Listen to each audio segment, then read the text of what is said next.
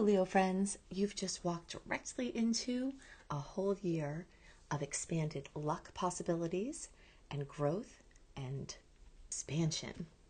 Hi, I'm Annie Botticelli, and welcome to my deep dive into the September astrology for Leo 2026. And this is for Leo sun, moon, rising, whatever placement you're watching for. This is going to hit a piece for you. Leo has very much been in the astrology hot seat as we just had an eclipse in your sign in August at 20 degrees. That was a solar eclipse full of new beginnings carrying over since March 2025 or so, now going through early 2028, an eclipse cycle of Leo and Aquarius. This has been activating brand new cycles for you, making you up-level your relationship with yourself, how you walk in the world, and your relationships with other people. Now, if that weren't enough, Jupiter is now in your sign, and it will be there from July of 2026 into July of 2027.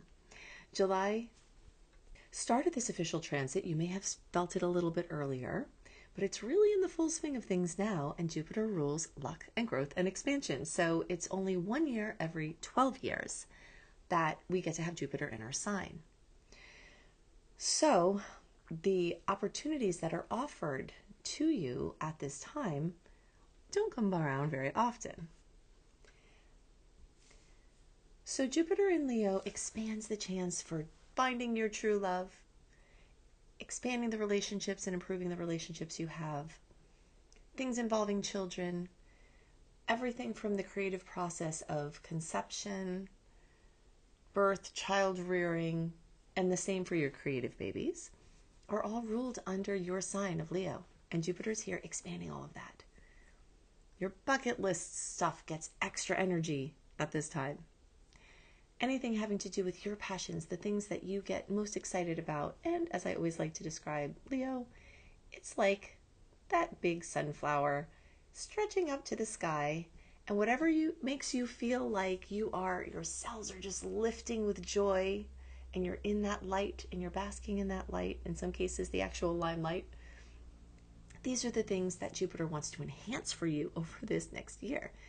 So it sort of snuck in if you didn't know that it was happening, but by now, many of you will have felt this new creative inspiration, this excitement, this passion, this resurgence, or coming back to yourself.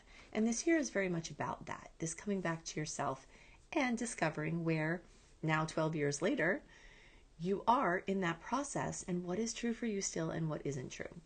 There's a lot of energy around your physical body because it's the house of Aries that Jupiter accentuates for the sign of Leo when Jupiter's moving through Leo. And this also has to do with how people see you. So it is your actual physical appearance. It is your physical body. It is the relationship with your body. But it is also, what do you want to be known as? How do you want to be known as? Are you still fitting in those clothes that you've been wearing for a long time, or is it time to switch them out? So all of this is happening under this beautiful year of this Jupiter transit through your sign. So at this point, you're feeling this very strong expansion cycle. And then as we get towards December, when Jupiter goes retrograde, you'll start to feel maybe a slowing down of the progress or checking back in to make sure that your structure can hold the level of skyscraper that Jupiter is building. That's how I always think about Jupiter. It's like when you see a hole in the ground where they're going to build a big skyscraper. Jupiter wants to build. But the Jupiter retrograde is checking to make sure that the foundation is strong enough to hold as tall as the skyscrapers that you want to build in your life. Now we add to that the energy of the August eclipse. And although we're in September, this is still very current because eclipse season is 4 to 6 weeks before and after the actual eclipse. So we're still in this active time of news, information, things going on that are relevant to this cycle that comes up into the consciousness every 6 months since March of 2025 and will keep going until early 2028. So a lot of information is coming to you about the truth of who you are and what you want to do with it.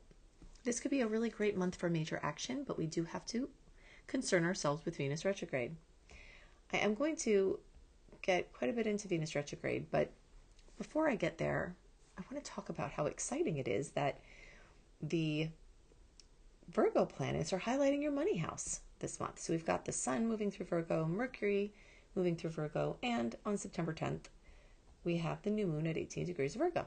And all of that's in your house of money, earned income, your financial stuff, your views on money. So the Sun is giving that focus. It's like a spotlight in a dark room, where when that spotlight comes on, you can see the colors better, you can see the nuances, things that maybe you've missed in the 12 years or the 12-month cycle. So Jupiter has the 12-year cycle, but the Sun has a 12-month cycle. It hasn't been in Virgo for 12 months. So it's like this big spotlight that comes around and reviews the last year and says, how are we doing here? What needs to be dealt with? You can see the spider webs. Those need to be cleared out, maybe, if there's not an active spider in them. There's dirt. Maybe that needs to be cleaned. Whatever you see from that bright light, that's the Sun's purpose now. And it brings this focus. It brings this warmth. It shows you what you have to be grateful for. It shows you where you want to go next. It helps you redefine your value system, which is going to be a theme that Venus retrograde will reiterate. And it helps you to take actions on deepening your emotional and financial, material structures and sustenance. Mercury's there bringing news and important conversations. So you may have to talk to people about something involving work or business, not from the perspective of employment, but from the perspective of the money that you make. And the new moon is a new chance to plant seeds and make your wishes around the things that you would like to be different, and to give gratitude for the things that you like and you want to amplify. Okay, so in this time you may earn more money. Money may come back to you. Money topics, a reevaluation of your spending. All of that is very good for this time. So Venus, we've got to watch Venus. Venus rules the second house of money. So you've got some different layers of this house being brought up at this time. Venus' shadow period for its retrograde began August 31st.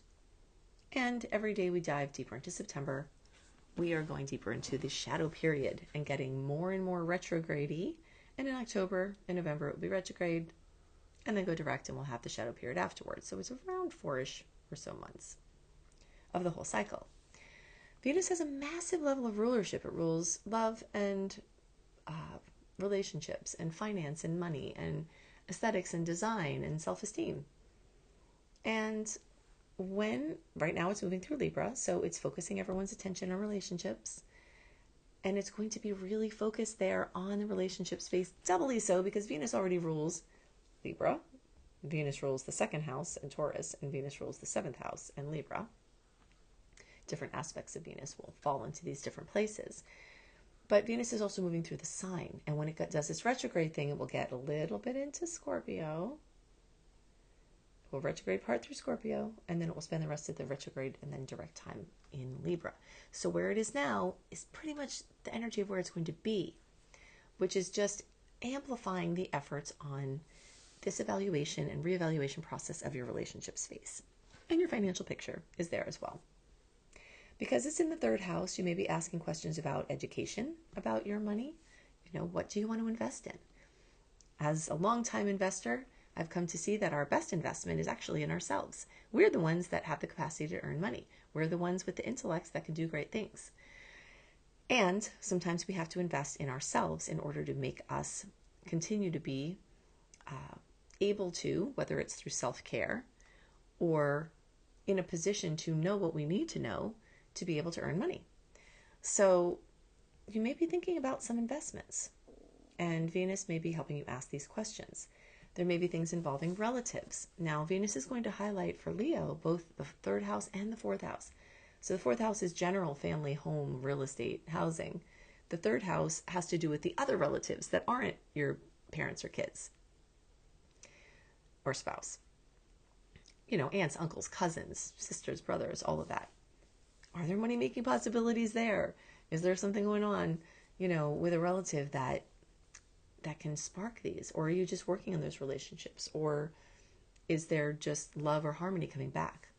Venus retrograde can make things cool that were going really well, or they can bring back luster to things that have gone dull. If there are issues to be resolved, Venus retrograde will bring them up. Personal planet retrograde times are like a dusty rug being picked up and shaken off. The things that were swept under the rug for the whole time when it wasn't retrograde then come flying up, and then we have to deal with them. So you will see from, for the rest of the year now, these topics that are not resolved coming up for resolution. And along with them, hopefully, those resources that you need to do that. Venus retrograde is one of the topics I've written the most about. I have hundreds of blogs, and I have books and, as you know, a lot of audio and video content. AI scraping has invited me to move a lot of my public work to my Secret Star portal at secretstarportal.com. And in there you can find all of my blogs on Venus retrograde, and there are so many. So if you really want to understand this transit, and it would really behoove you to do it because it rules so many things in life that people care about, then you can find a lot of things there. But I'll give you some very important tidbits from my studies over time and watching the energies and experiential learning that I've gone through with Venus. When Venus is in retrograde, including the shadow period, which is happening every day this month and getting deeper as the month progresses, we have Venus goggles on. We can't see clearly in money, beauty, love, design, period. Does that mean you have to say no to opportunities? No, not necessarily. Does that mean you can't do anything? No, that's not true. What it means is that if you have to make a big decision or a big launch or something you want to be around for a long time, this might not be the time to make the final decision. It's more of a time to evaluate, ask questions, gather data, tune in, try things on, experiment, than it is to make a decisive launch. There are exceptions to this. I started a pet sitting business in a Venus retrograde, and it was great. I love animals. It worked out really well, and it bridged a gap for me at that time. And then I started doing astrology videos, and well, we know where that took me now, 14 years later, still doing that. But for that year and a half, I did it, and there's often something up to a year and a half with something done in Venus retrograde. That was perfect. So I started that, I did it, it was done, and now it's done. And that was fine. But if you're trying to do something where you're launching your ship of dreams that you've been trying to work on forever, or investing a massive amount of money, this isn't really the time that will most support its launch far, wide, and long into the distance. So that's something to consider. I tracked, and I've done my own study. This is not a formal study, but I've observed businesses that have opened during Venus retrograde just in my area. And pretty much all, if not all of them, were closed within 18 months. Now, that doesn't mean if you're starting something that it's doomed to fail. There are many ways the energy can change. Let's say you start with 2 owners, and within a year and a half, it's down to 1. There's a restructuring. Or vice versa. Let's say you're doing so well, you take on a second store in a year and a half. That could happen too. But something about it changes in that time that's different than what you intended, and it doesn't always have the luster and the oomph that you want. So it's something to take into consideration. So a few of my guidelines that I've put together about Venus retrograde: if they're high stakes and low flexibility, definitely something you want to reconsider doing during that time. If it's high stakes, like someone wants to do something for you and there's no downside, that's amazing to do in Venus retrograde. Some of my most prosperous times in this work came from an opportunity that came to me in Venus retrograde. 18 months later, it started to fizzle out because of different things that happened on the internet and Google changing algorithms, etc. But it was there for that time, and the stakes were low, and the upside was high. So you can really see these potentials. And if you think about it, like if someone's asking you to invest thousands of dollars that will be a stretch for you, and if you lose it, it will be a problem. That may not be the best thing to do. If you have the money to burn and you're experimenting, playing, or it doesn't matter, then maybe it doesn't matter, because if you lose it or it has a short shelf life, then it won't matter. But most people that make investments, they'll miss that money if it doesn't work out. And the only business that I ever have done that did not work out prosperously, I started during a Venus retrograde. Mercury was also retrograde at that time. It was part of the way I started to learn about these energies in a more personal way. It was a long time ago.